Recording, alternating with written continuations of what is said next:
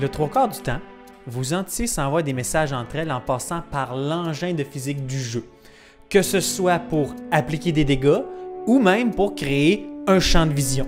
Pour cet exemple, faisons en sorte que le jeu se termine lorsque notre personnage touche le sol. Nous aurons donc besoin d'un senseur pour ça. Commençons par créer une interface que nous allons appeler eHeartable, que notre joueur va implémenter. La seule méthode dans cette interface, ça va être une méthode void earth comme ceci. On va l'implémenter sur notre joueur dans la classe player. Nous allons rajouter l'interface eHeartable et implémenter la méthode earth comme ceci. Pour l'instant, tout ce que nous allons faire, c'est désactiver notre joueur et afficher un message dans la console. Donc, mover.enabled est égal à false pour que notre joueur puisse plus bouger. Et ensuite, on va afficher un message dans la console, donc debug.log game over, comme ceci. Nous pouvons à présent créer un stimulus. Le stimulus va détecter le joueur et va lui envoyer un message pour lui dire « Je te fais bobo ». Add monobehavior que nous allons appeler earth stimulus comme ceci.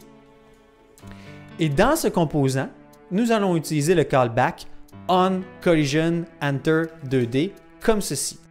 Vous recevez en paramètre l'autre collider avec lequel vous avez collisionné. Nous allons donc aller chercher le GameObject racine de l'entité. Alors, other.transform.root.GameObject. On va mettre ça dans une variable.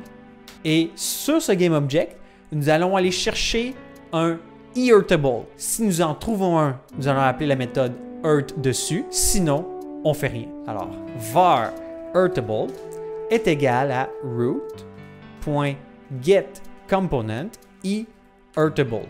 Donc, tout ce qui implémente eHeartable, on va pouvoir le détecter de cette façon. Dernière chose, if eHeartable n'est pas nul, alors eHeartable.earth. Tout simplement. On peut à présent aller dans l'éditeur et rajouter le stimulus sur le sol. Comme ça ici, foreground. On a déjà un box collider 2D dessus.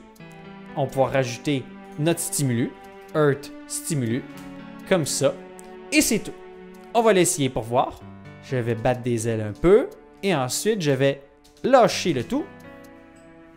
Et oui, je ne peux plus bouger et j'ai effectivement un message dans ma console qui me dit Game Over. Dans la prochaine vidéo, nous verrons comment détecter la présence d'un autre objet dans une zone via ce qu'on appelle des triggers. On se revoit tout à l'heure. À plus. Ça va être coupé au montage.